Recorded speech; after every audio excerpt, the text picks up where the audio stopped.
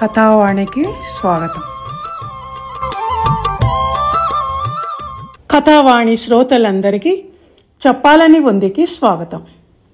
ఈరోజు అరిషడ్వర్గాలలో ఆఖరిదైన దుష్ఫలితాలనివ్వటంలో ముందు వరుసలో ఉండేది అయిన మాత్సర్యం గురించి మాట్లాడుకుందాం.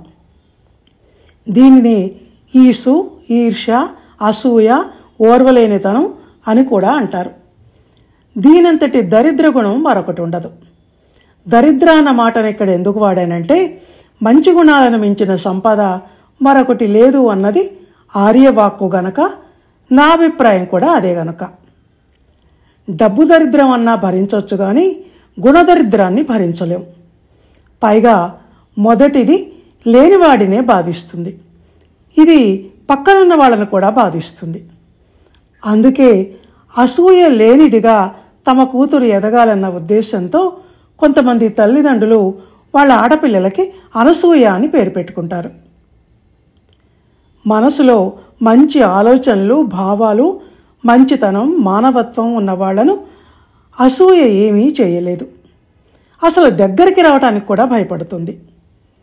ఈ అసూయ అనేది అసలు మనసులో కలగటానికి ప్రధాన కారణం ఏమిటంటే అసహనం, అంటే సహించలేని తత్వం.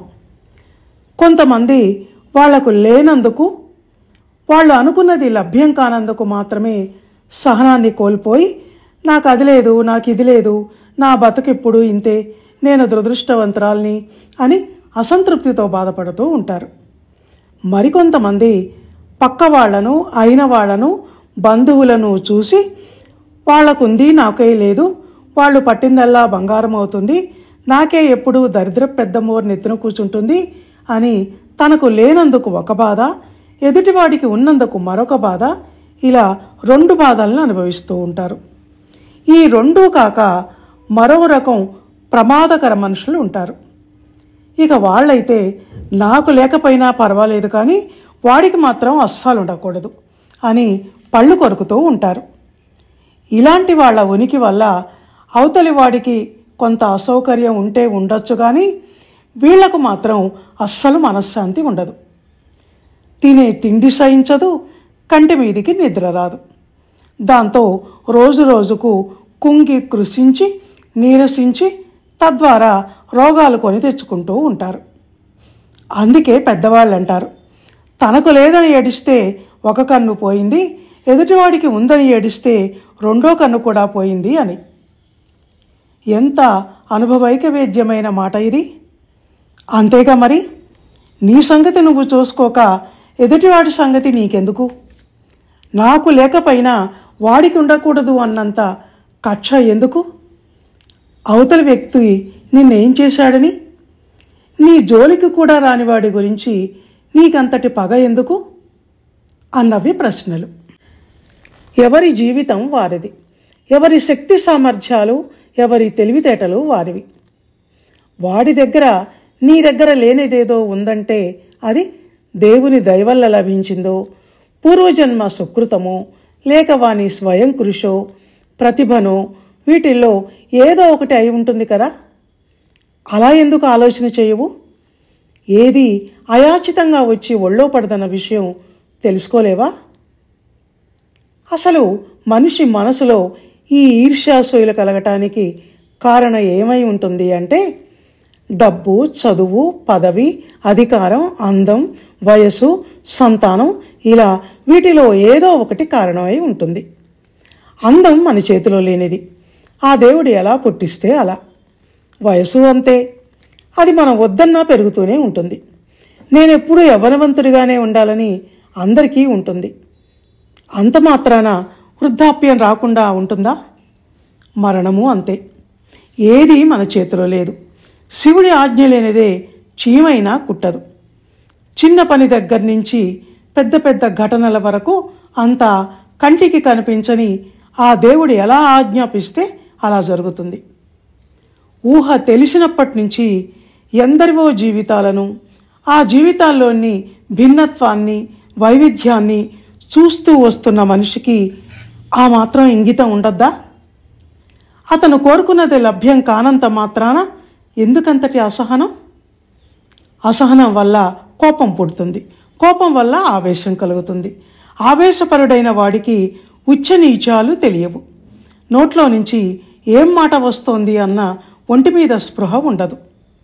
అందుకే అంటారు వీటిని అంతఃశత్రువులు అని. అంటే మనసు లోపలి శత్రువులు. బయట శత్రువును జయించటం ప్రయత్నిస్తే తేలికవుతుందేమో కానీ కంటికి కనపడకుండా మన లోపల దొంగల దాక్కునివన్నీ మాటిమాటికి మన మనసు మీద దాడి చేసే ఈ శత్రువు చాలా ప్రమాదకరమైంది. అరిషడ్వర్గాలను మహామహులైన దేవుళ్ళు, దేవతలు, బ్రహ్మర్షులు, సర్వసంగ పరిత్యాగులైన మునులు కూడా జయించలేకపోయారని మన పురాణ ఇతిహాస కథలు చెప్తున్నాయి. అలాంటప్పుడు సామాన్యుడైన మనిషి ఎంత?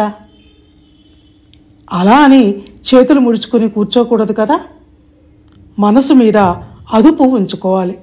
మనసు చెప్పినట్టు మనిషి కాక మనిషి చెప్పినట్టు మనసు నడుచుకునేలా మనసు కళ్ళాలను మనిషి తన చేతిలో ఉంచుకోవాలి. అసలు ఈ మాత్సర్యం అనేది మనిషిలో కలగటానికి కారణాలను ఇందాక అనుకున్నాం. కానీ సహజంగా ఎక్కువ శాతం ఎవరి మధ్య ఈర్ష్యాసూయలు ఉండే అవకాశం ఉంటుంది అన్నది మనం ఇప్పుడు మాట్లాడుకుందాం. డబ్బు, సంపాదన విషయాలలో ఎక్కువగా జ్ఞాతుల మధ్య వైరం ఉంటుంది. ఆ వైరానికి కారణం ఓర్వలేనితనం. పాండవులు, కౌరవుల మధ్య ఉన్నది ఈ జ్ఞాతి పోరే. పాండవుల బలపరాక్రమాలు చూస్తే కౌరవులకు ఈర్ష్య. పైగా వాళ్ళ వాటా రాజ్యాన్ని కూడా వాళ్ళని అనుభవించనివ్వకుండా మాయాజూదంలో వాళ్లను ఓడించి 5 ఊళ్ళన్నా ఇవ్వమని ప్రాధేయపడినా సూది మోపినంత స్థలం కూడా ఇవ్వమని ఖరాఖండిగా చెప్పేశారు. ఇక నలదమయంతుల కథలో కూడా సోదరుడు పుష్కరుని మోసం నలమహారాజును అడవుల పాలు చేసి కట్టుబట్టలు లేని దీనస్థితికి దిగజార్చింది.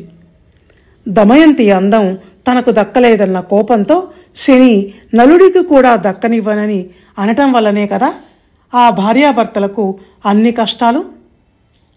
స్త్రీల మధ్య మాత్సర్యం తలెత్తటానికి కారణం సహజంగా భర్త ప్రేమ విషయంలో అభద్రతా భావం.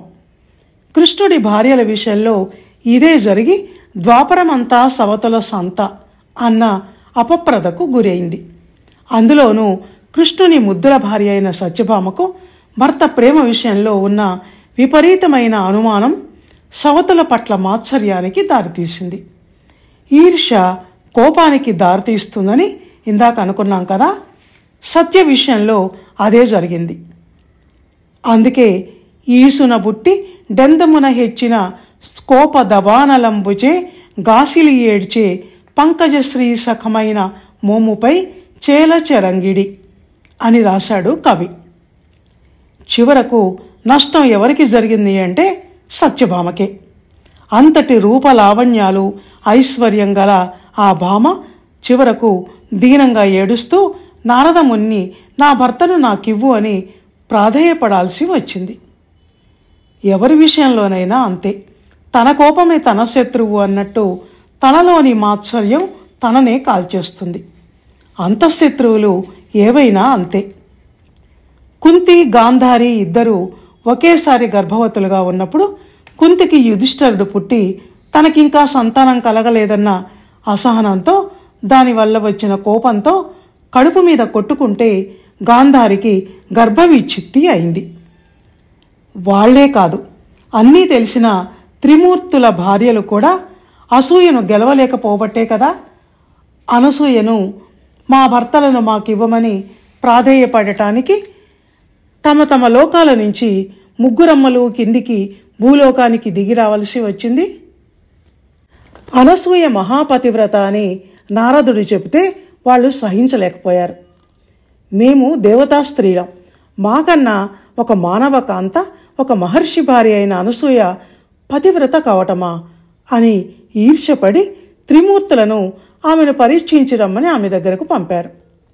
అది కనిపెట్టిన అనసూయ త్రిమూర్తులను పసిపిల్లాళ్లను చేసి ఉయ్యాల్లో వేసి పడుకోబెట్టింది. ఫలితం ముగ్గురమ్మల గర్వభంగం. చేసుకున్న వారికి చేసుకున్నంత మహాప్రభు అన్నారు. అందుకే మన మనసులో మంచితనం ఉంటే మనకు మంచి ఫలితాలు లభిస్తాయి. ఎవరి ఎక్కువను చూసి సహించలేక ఎవరికో అపకారం చేయాలని చూస్తే అది బెడిసి కొట్టి గోడకు విసిరిన బంతిలా తిరిగి వెనక్కి వచ్చి విసిరిన వాళ్ళకే తగులుతుంది. సంపద కావాలంటే కష్టపడి సంపాదించు. విద్యావంతుడివి కావాలి, మంచి ఉన్నత పదవి లభించాలి అనుకుంటే చక్కగా చదువుకో. ఏదైనా ఒక విద్యలోనైనా ప్రతిభను చూపించు. అంతేగాని ఇవేవీ చేయకుండా అవతలవాడికి అవన్నీ ఉన్నాయి, నాకు లేవని ఏడిస్తే ఏంటి లాభం? పైన చెప్పినవన్నీ అవతలివాడు కలిగి ఉన్నాడు కనుకనే వాడు అలా ఉన్నాడు, నాకు లేవు గనకనే నేను ఇలా ఉన్నాను అని ఎందుకనుకోవు? చాలామంది అక్క చెల్లెళ్ళు, అన్నదమ్ముళ్ళు ఒక తల్లి పిల్లలే అయినా డబ్బు దగ్గర, ఆస్తుల దగ్గర, అమ్మ ఒంటి మీది బంగారం దగ్గర పోట్లాడుకుంటూ ఉంటారు. అమ్మకు నువ్వంటేనే ప్రేమ, నాన్న నీకే వాటా ఎక్కువ ఇచ్చాడు వంటి ఈర్ష్యాసూయలు, కలహాలు ఇప్పుడు ఇంటింటి వ్యవహారంలా మారిపోయాయి. కారణం మనుషుల మధ్య ఆప్యాయతానురాగాలు లేకుండా పోయి స్వార్థం, డబ్బు పిచ్చి ఎక్కువైపోవటం, ప్రేమల కన్నా డబ్బు ముఖ్యం అనుకోవటం. తల్లిదండ్రులు కష్టపడి కూడబెట్టిన ఆస్తుల కోసం కాక వాళ్ళు కష్టకాలంలో ఉన్నప్పుడు నా దగ్గర ఉండాలి అంటే నా దగ్గర ఉండాలి అని పిల్లలు పోటీ పడినప్పుడు, ఆ విషయంలో అలుకను పొందినప్పుడు అప్పుడు ఈ సమాజానికి మంచి రోజులు వచ్చాయని మనం భావించవచ్చు. ఉమ్మడి కుటుంబాల వ్యవస్థ పోయి ఎవరికి వారే యమునా తీరే అన్నట్టు వేరు కాపురాలు పెడుతున్నప్పటి నుంచే మనిషిలో నేను, నా భార్య, నా భర్త, నా పిల్లలు అన్న స్వార్థం ఎక్కువైపోయిందేమో అని అనిపిస్తుంది నాకు. ఆ నా పిల్లలు కూడా పెద్దవాళ్ళయ్యాక మళ్ళీ వాళ్ళు అదే తీరు. ఈ తీరు మారాలి. మనుషులంతా మాత్సర్యాన్ని, తద్వారా పుట్టే స్వార్థాన్ని, కోపాన్ని, అసహనాన్ని జయించగలిగితే మానవత్వం మళ్ళీ పరిమళ పుష్పంలా మనుషుల్లో వికసిస్తుంది అని చెప్తూ ఈ ఆడియోని ఇంతటితో ముగిస్తున్నాను. మంచి మనస్సుతో ఈ ఆర్టికల్ని ఇంతవరకు ఆసక్తిగా విన్న మీ అందరికీ ధన్యవాదాలు.